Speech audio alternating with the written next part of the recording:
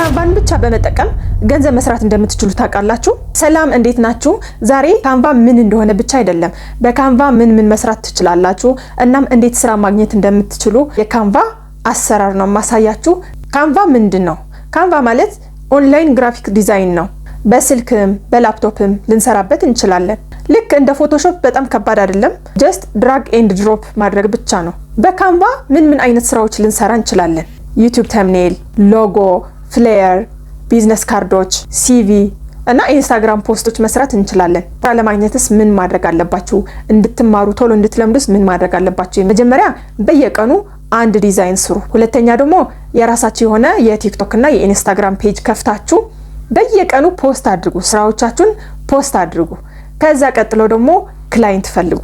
ክላይንቶች ደግሞ ቢዝነስ ኦውነሮች ቢዝነስ ካርድ ልስራላችሁ፣ ፍሌየር ልስራላችሁ፣ ለዩቲዩበሮችም እንደዛ ተምኔል ልስራላችሁ እያላችሁ ክላይንት ፈልጉ።